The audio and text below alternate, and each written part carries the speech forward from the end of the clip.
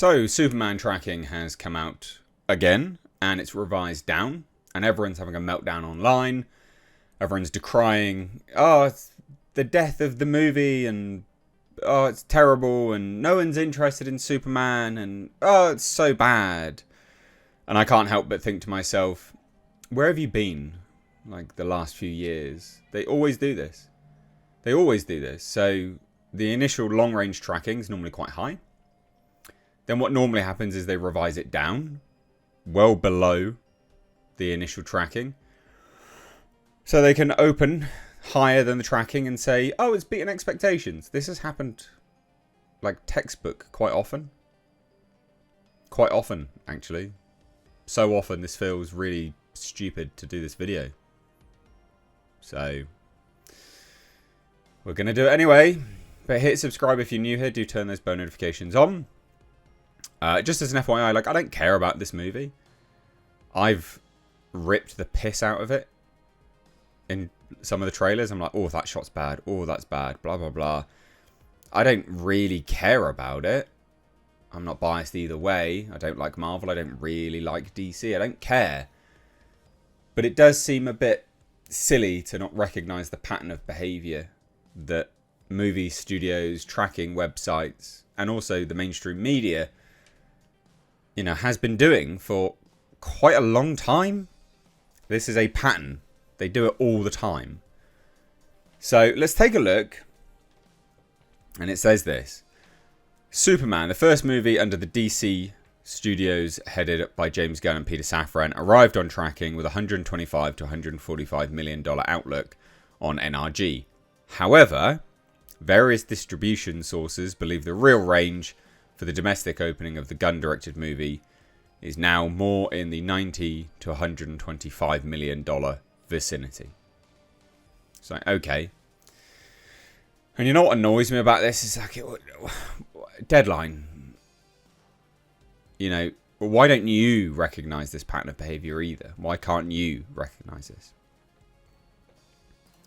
Because he's a brand name, Superman pops on unaided awareness.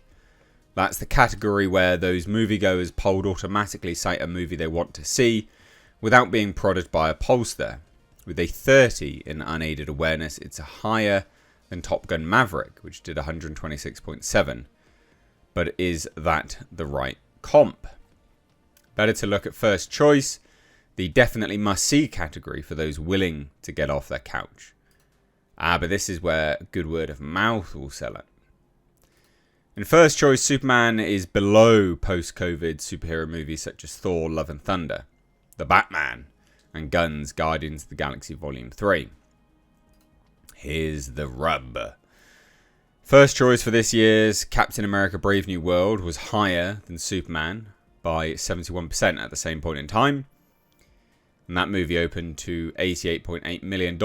In addition, Superman's first choice is 64% behind that of Matt Reeves' The Batman in 2022. And this is all true, right? Like, these, I'm not going to deny any of these stats. I just think that this movie will have good word of mouth and good walk up if it's good. I don't care if it is good. I couldn't care less. This may all be completely bad, but recognizing the pattern that movie studios go through, with long range tracking being high, short range tracking being low, and then they always open higher, and then they say, oh, it's smashed expectations. Not to recognize that. It just seems woefully ignorant, I think. So, also says this. Oh, well, it did say this when it's not loading up this stupid thing here. Here we go. Right. We already told you that Superman is the year's first advanced, the best advanced ticket seller in the first 24 hours. With the PIX Amazon Prime Early Access paid screenings flying off Fandango's portal. Those screenings are on Wednesday, July 8th. 3 days before the PIX July 11th opening. Superman's pre-sales outstripped that of Disney Marvel Studios' upcoming The Fantastic Four First Steps. Sources say that when it comes to Superman's opening weekend outlook, it boils down to reviews, which is what I've just said. So why is this film above all others like Deadpool and Wolverine in the post-pandemic landscape? Because everyone is familiar with Superman and many will make their decision to go based strictly on word of mouth, which is true. So while these tentpole movies begin their drum roll months in advance with trailer drops, Superman dropped its first teaser just before Christmas. Like all big event movies, the majority of Superman's P&A spend will be in the final days leading up to opening. Superman, through 7 movies, not including Justice League, but definitely including 2016's Batman vs Superman, has minted $2.56 billion at the global box office. BVS opened to $166 million, an Easter holiday record, and legged out to $330.3 million domestic, $874.3 million worldwide. And the 2013 reboot Man of Steel opened to $116.6 million. If you adjust that for inflation, it's much higher now. And ended its US-Canada run at $291 million, $670 million worldwide. Both of these movies were directed by Zack Snyder. So, I mean, where does this leave us? What does this mean for this movie? Well, I think everyone going, oh, you know, it's going to bomb and blah. I don't know. I just don't see it bombing. I just don't see it bombing in terms of interest and things like that. And, I don't care either way. I'm not saying it's a good movie. I'm not saying it's going to be good. I just don't see it. I just don't see the negativity that people are seeing. I think ultimately this movie will do okay opening weekend. I think a movie that opens to, in this current climate, I think any movie domestically, obviously budget matters, but I think any movie that opens to over $100 million domestic in this current climate is not bad. Again, that's discounting any budget, for profit and loss. I think this movie will have good word of mouth, but who knows? We'll see. We'll see. And this could come back and bite me on the arse. Just bearing in mind, this is not a hill I'm dying on. I don't care.